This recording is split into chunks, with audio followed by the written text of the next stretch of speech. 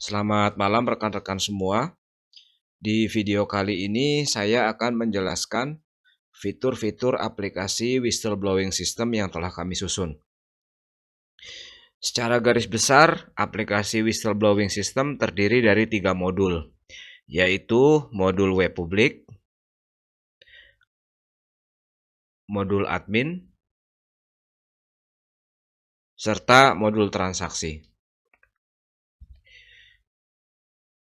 Saya mulai dari modul web publik. Publik atau masyarakat dapat mengakses aplikasi whistleblowing system dengan user interface seperti ini. Modul web publik terdiri dari menu-menu sebagai berikut: beranda, tentang WBS, pengaduan, status pengaduan, FAQ, saran keluhan, serta kontak.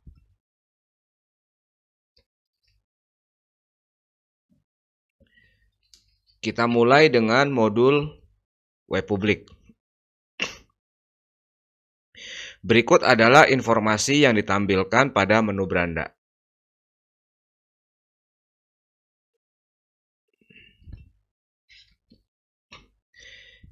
Kita bisa membuat pengaduan, melakukan registrasi, serta login ke modul admin melalui button-button ini.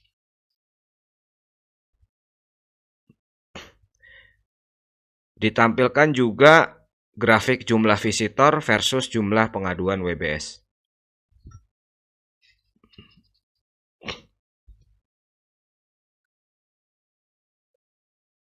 Menu tentang WBS menampilkan informasi tata cara membuat pelaporan.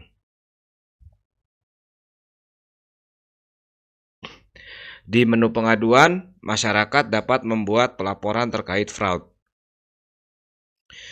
Pengaduan WBS ini bersifat anonymous, yang artinya identitas pelapor dirahasiakan. Adapun data-data yang diinputkan adalah nama pelapor, bisa dikosongkan, bisa juga menggunakan nama samaran. Email pelapor dapat dikosongkan, tapi jika emailnya kosong, maka pelapor tidak akan mendapatkan notifikasi di email. Nomor telepon bersifat mandatori karena digunakan sebagai ID untuk melihat status pengaduan. Nomor telepon pelapor ini dimasking sehingga admin tidak dapat melihat nomor telepon pelapor. Selanjutnya kita input data alamat, nama serta jabatan terlapor, tempat lokasi pelanggaran, tanggal perkiraan, waktu, serta jenis pelanggaran. Kita juga menginputkan kronologis serta lampiran bukti permulaan.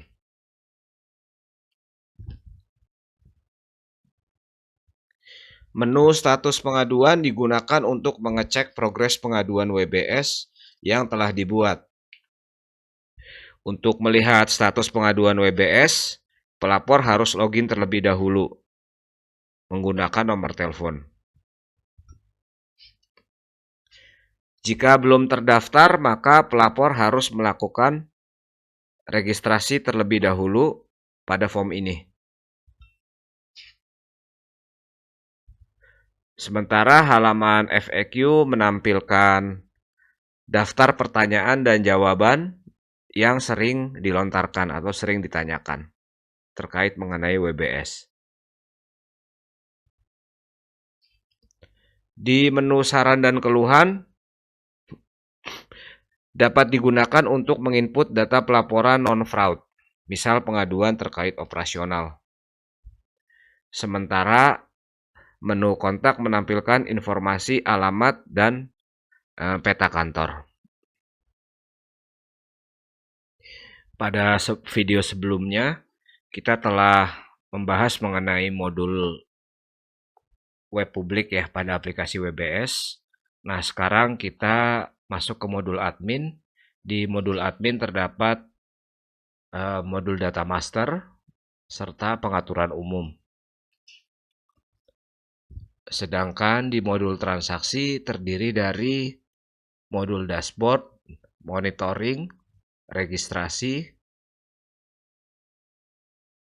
kemudian gratifikasi, pengaduan WBS, saran dan keluhan, FAQ, serta pelaporan.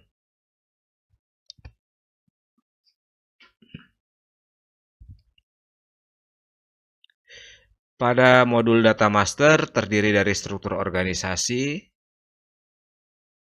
kemudian data master risk event yang berintegrasi dengan aplikasi manajemen risiko, data master jenis penerimaan,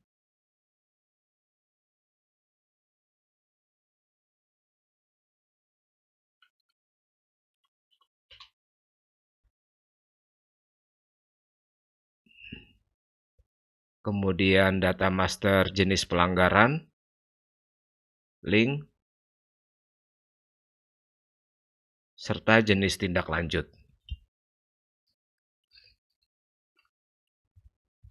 Untuk pengaturan umum terdiri dari hak akses, flow approval, manajemen user, user pelapor WBS, serta audit trail. Sekarang saya masuk ke modul transaksi. Menu registrasi berisi data user pelapor WBS yang melakukan registrasi di web publik. Setelah melakukan registrasi, admin kepatuhan akan dapat memvalidasi data registrasi tersebut. Jika valid, maka data akan diaktifasi dan masuk ke menu aktivasi. Jika data registrasi dianggap spam, maka data akan masuk ke menu history.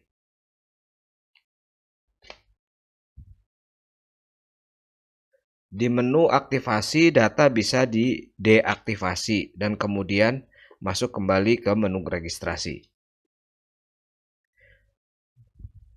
Sedangkan di menu history, data dapat dikembalikan ke menu registrasi dengan mengklik aksi not spam.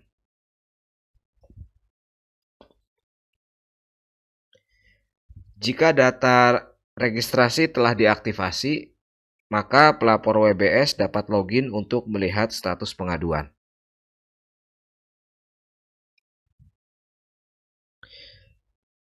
Pelaporan gratifikasi adalah mekanisme pelaporan pencegahan fraud yang dilakukan diri sendiri. User unit kerja dapat menginputkan data pelaporan gratifikasi untuk dirinya sendiri. Sedangkan user kepatuhan dapat menginputkan data pelaporan gratifikasi untuk semua user unit kerja. Data yang diinput adalah ID pelaporan, unit kerja, tanggal pelaporan, nama pelapor, jenis penerimaan, nama pemberi, nilai taksiran, pekerjaan, tanggal penerimaan, nomor telepon, tempat penerimaan, email, hubungan, serta alamat pemberi. Diinputkan juga data alasan pemberian, kronologi penerimaan, status review, serta lampiran. Opsi status review adalah apakah gratifikasi ditolak atau gratifikasi diterima. Jika gratifikasi ditolak, maka data akan masuk ke menu gratifikasi ditolak. Jika gratifikasi diterima, maka data akan masuk ke menu gratifikasi diterima. Selamat malam rekan-rekan semua. Saya akan melanjutkan demo di modul gratifikasi. Kita sampai di menu gratifikasi diterima. Pada menu gratifikasi diterima, kita menentukan apakah gratifikasi menjadi milik penerima, disimpan perusahaan, disalurkan, ataupun dilaporkan ke pihak berwajib. Dalam hari ini, inspektorat.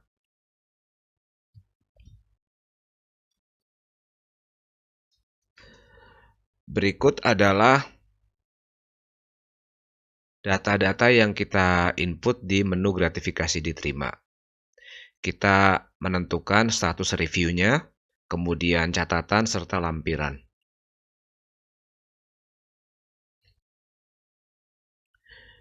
Berikut adalah output laporan gratifikasi diterima.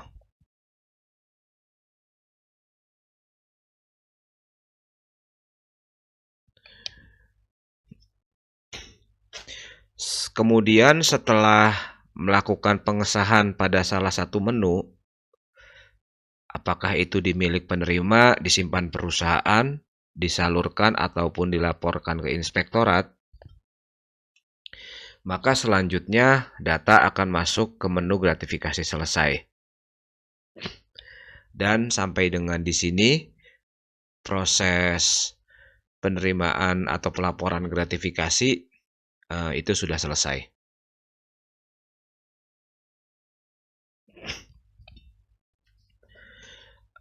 Baik, selanjutnya saya akan masuk ke modul WBS. Modul pengaduan WBS kita mulai dengan menu pengaduan masuk. Data pengaduan WBS yang diinput pelapor pada web publik akan masuk ke menu pengaduan masuk ini. Pada menu ini, admin kepatuhan dapat melakukan validasi apakah data pengaduan WBS ini valid atau spam. Jika valid, maka data akan masuk ke menu form telaah.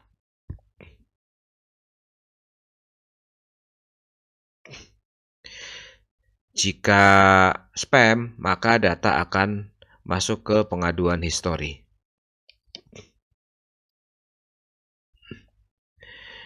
Di menu ini, user kepatuhan dapat mengirimkan pesan kepada pelapor untuk meminta tambahan bukti permulaan jika dirasa kurang. Kemudian pelapor dapat menerima dan membalas pesan tersebut melalui aplikasi. Setelah pelapor tersebut terdaftar dan bisa login. Berikut adalah laporan dari pengaduan WBS.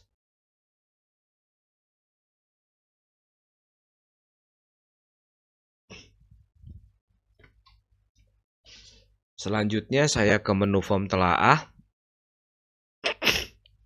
Pada menu form telaah, user kepatuhan melakukan penelaahan terhadap pelaporan WBS yang masuk.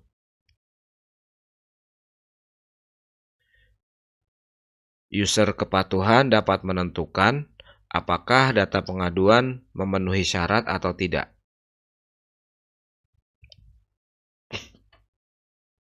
Jika tidak memenuhi syarat, maka data pengaduan WBS masuk ke menu pengaduan selesai.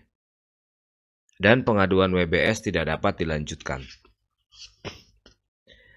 Tapi jika memenuhi syarat, maka data pengaduan akan dikirimkan ke aplikasi audit sebagai bukti permulaan di modul audit investigasi. Mengenai aplikasi audit akan saya uraikan nanti. Pada form telaah, user kepatuhan masih dapat mengirimkan pesan kepada pelapor untuk meminta bukti awal tambahan jika diperlukan.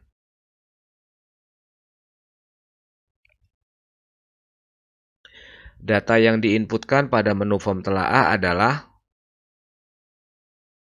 nama penyimpangan, dugaan aturan yang dilanggar, kemudian 5W2H, what, when, who, where, why, how, dan how much.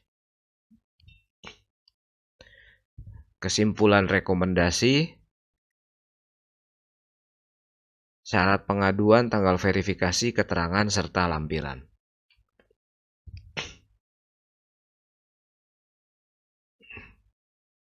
Berikut adalah output laporan dari form telaah.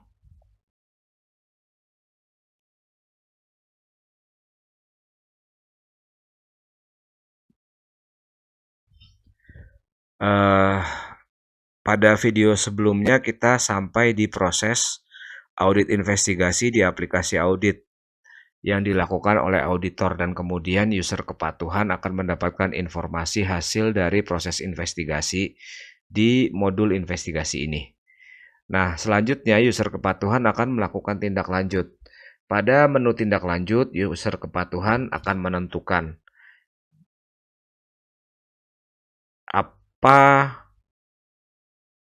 apa opsi jenis tindak lanjut yang akan dilakukan.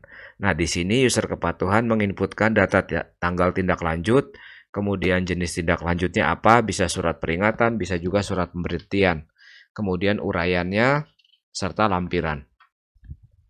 Selanjutnya, setelah selesai melakukan input data tindak lanjut, data akan turun ke menu pengaduan selesai. Nah, setelah data di sini, maka proses pengaduan WBS sudah selesai. Saya mundur dulu ke menu risk register. Data risk register ini digunakan untuk menginput data risk register yang selanjutnya akan dikirimkan ke aplikasi manajemen risiko. Data yang diinput pada menu ini adalah